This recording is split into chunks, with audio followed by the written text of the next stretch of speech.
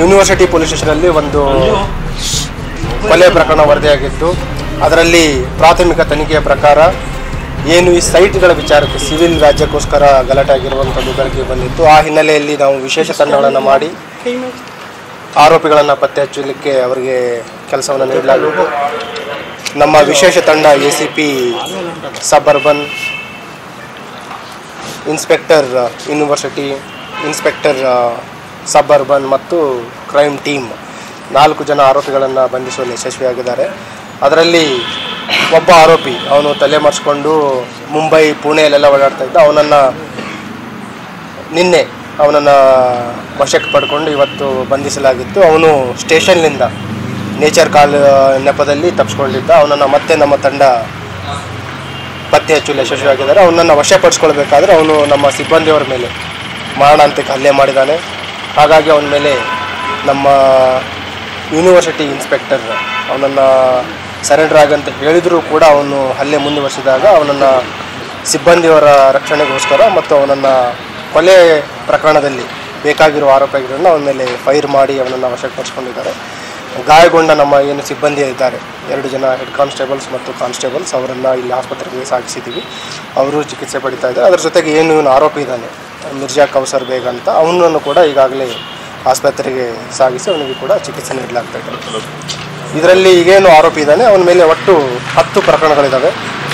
ಅದಲ್ಲದೆ ಅದರಲ್ಲಿ 2 ಹರ್ಟ್ ಇದೆ ಮತ್ತು ಒಂದು 307. ಅದಲ್ಲದೆ ಗ್ಯಾಂಬ್ಲಿಂಗ್, ಅದರಲ್ಲಿ ವಿಶೇಷವಾಗಿ ಈ ಬೆಟ್ಟಿಂಗ್ ಮತ್ತು ಗ್ಯಾಂಬ್ಲಿಂಗ್ ಪ್ರಕರಣಗಳಿದ್ದಾವೆ. ಅದರಲ್ಲಿ 4 ಗ್ಯಾಂಬ್ಲಿಂಗ್ ಮತ್ತು ಬೆಟ್ಟಿಂಗ್ ಪ್ರಕರಣಗಳು ಈಗಾಗಲೇ ಕನ್ವಿಕ್ಷನ್ ಆಗಿದೆ.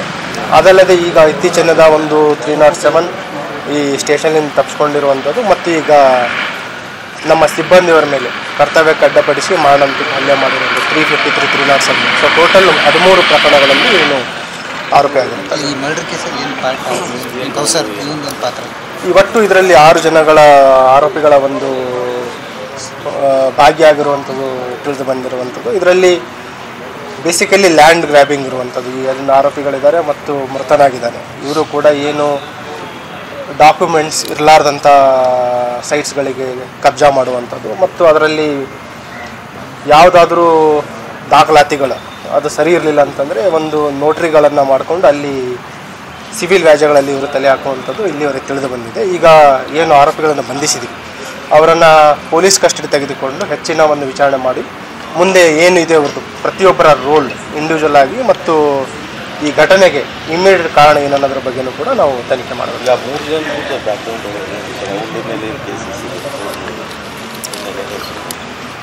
ಹೆಸರುಗಳು ನಿಮಗೆ ಆಮೇಲೆ ತಿಳಿಸ್ತೀವಿ. ಅದರಲ್ಲಿ ಈಗೇನು ವಶಕ್ಕೆ ಪಡಿಸ್ಕೊಂಡು ಈಗ ಆಲ್ರೆಡಿ ನ್ಯಾಯಾಂಗ 3 ಜನರಿಗೆ ಅರೆಸ್ಟ್ ಮಾಡಿ ನ್ಯಾಯಾಂಗ ಬಂಧನಕ್ಕೆ ಒಪ್ಪಿಸಲಾಗಿದೆ. ಈಗ ಇವನನ್ನು ಕೂಡ ಈಗ ಅರೆಸ್ಟ್ ಮಾಡಲಾಗಿದೆ. ಈಗ ಪೊಲೀಸ್ ಕಸ್ಟಡಿಗೆ ತೆಗೆದುಕೊಂಡು ಇವರನ್ನು ನಾವು ಹೆಚ್ಚಿನ ವಿಚಾರಣೆ ಮಾಡಬೇಕು. ಅವ್ರದ್ದು ಏನು ರೋಲ್? ಬೇಸಿಕಲಿ ಈಗ ನಮಗೆ ತಿಳಿದು ಬಂದಿರೋ ಪ್ರಕಾರ ಇವರೆಲ್ಲ ಒಂದು ಗ್ಯಾಂಗ್ ಮಾಡ್ಕೊಂಡಿದ್ದಾರೆ. ಒಂದು 6 ಜನರ ಒಂದು ತಂಡ ಮಾಡ್ಕೊಂಡಿದ್ದಾರೆ. ಎಲ್ಲಿ ಸಿವಿಲ್ ವ್ಯಾಜ್ಯಗಳಿದ್ದಾವೆ ಮತ್ತು ಎಲ್ಲಿ ದುರ್ಬಲರಿದ್ದಾರೆ ಅಂಥ ಏರಿಯಾಗಳನ್ನು ಇವರು ಗುರುತಿಸಿಕೊಂಡು ಅಲ್ಲಿ ಅವರು ಕೈ ಹಾಕಿ ಅವುಗಳನ್ನು ಮೇಲೆ ವಶಪಡಿಸ್ಕೊಳ್ಳುವಂಥದ್ದು ಮತ್ತು ಸ್ಥಳೀಯರಿಗೆ ಹೆದರಿಸುವಂಥದ್ರ ಬಗ್ಗೆ ಒಂದು ತಂಡ ಮಾಡಿದ್ದಾರೆ. ಹಾಗಾಗಿ ಯಾರೇ ಇವ್ರಲಿಂದ ಅನ್ಯಾಯಗೊಳಪಟ್ಟಿದ್ರು ದೂರನ್ನು ನೀಡಿ ಇವ್ರ ಮೇಲೆ ನಾವು ಕ್ರಮ ಕೈಗೊಳ್ಳೋದ್ರ ಬಗ್ಗೆ ಭರವಸೆ ನೀಡ್ತಾ ಇದ್ದೇವೆ. ಅವತ್ತು ಏನು ಪಡಿಸ್ಕೊಂಡಿದ್ರು ಸರ್?